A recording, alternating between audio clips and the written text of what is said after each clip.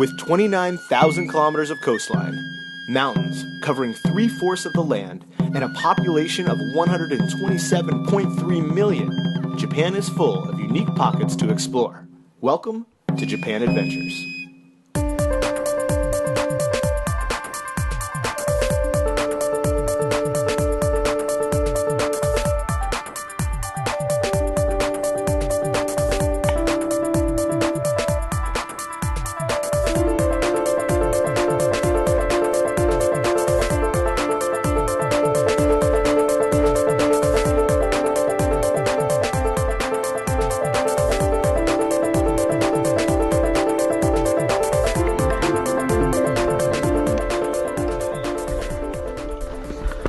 We just started the hike, pretty steep, right out of the check-in hut. The place we're going today, our goal, is called Yari Onsen. The story behind it is, in the summertime it's open, but in the winter there's way too much snow and it's in an avalanche path. So they take all the infrastructure and wrap it up and store it. But it's a natural onsen, so the onsen's still there. And supposedly when we get up there, it's just gonna be snow and onsen. We're gonna try and camp next to it as long as there's not too much debris coming down, and chill out there for the night. It should be gorgeous. For this adventure, Yoshi and I amassed a skilled team of backcountry enthusiasts. Nao-chan, a local telemarketing shredder who is stacked with climbing endurance. Yuko-chan, a Nagano native and ripping skier. Ken-san, he has beer in his backpack. And my good friend Kirsten, an expat living in the mountains who had gone to Yari Onsen the year before. She explained what was in store for us. Up this face where you see the ski tracks, and then we traverse on the other side into the gully where Yari is, and then we hike up again for a very long time.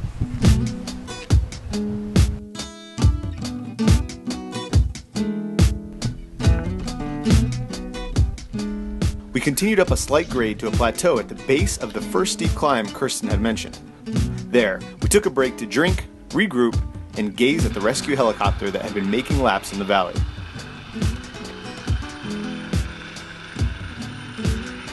Heavy pack? Check. Time to get up that hill. Our packs weighed us down, and the midday sun created a 20-centimeter layer of slush, forcing us to slog for each step. The steep pitch became a steep bitch, and it tremendously slowed our progress. After another hour of trudging, we made it to the plateau that gives you your first sighting of Yari Onsen. You also realize how much farther you have to go. As a big group with lots of supplies, we were moving slower than expected. We had already spent hours skinning, and it looked like we would have to do that much again if we intended to camp by the onsen. We likely wouldn't beat sunset, so we decided to camp on the plateau. With tents popped, I walked down to the incredible dinner table that Kirsten engineered and noticed the pot Yoshi had been carrying up. At that point, I made a mental note to never complain about a heavy backpack when hiking with Yoshi. Dinner was on.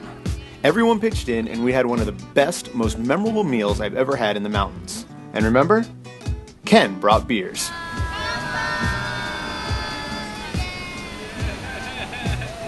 The sun was setting. The mountains were beautiful, but the fact that we hadn't reached the onsen made me anxious. I had to make a conscious effort to relax. Yari Onsen would have to wait another day.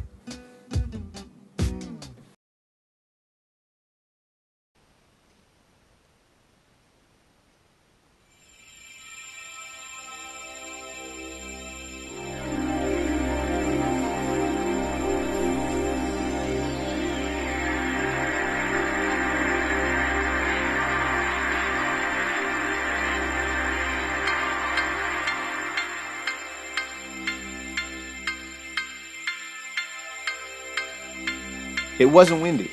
It was sunny. It was incredible. I was ready to move. Kirsten, being the guide that she is, gave us the plan. So Brendan, extra for you. We're gonna traverse here and then we hike up. Got it? Oh, I got it. The traverse had some icy snow gutters that made the first part a little sketchy.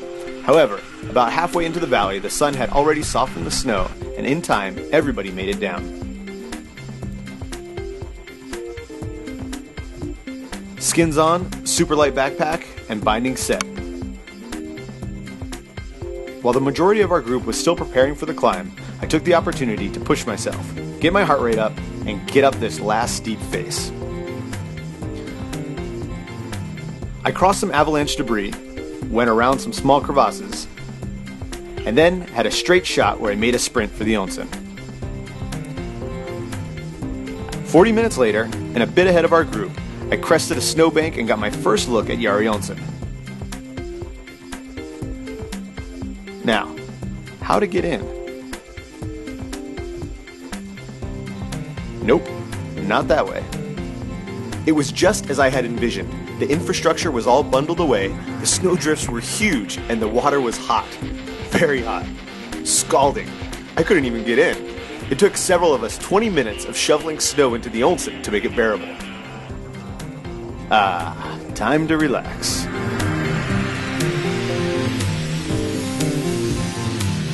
With the whole gang soaked, scorched, and satisfied, it was time for our descent.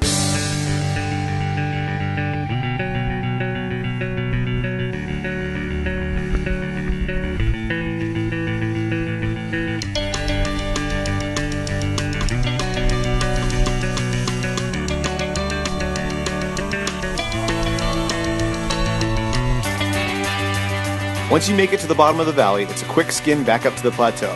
We had another huge meal and then a ski down with tired legs and heavy packs.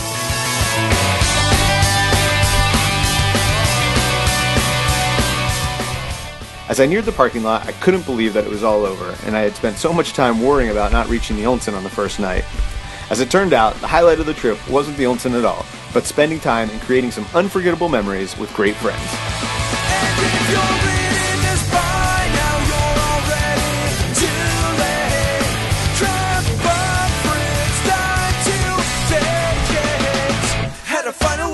To get away from this tried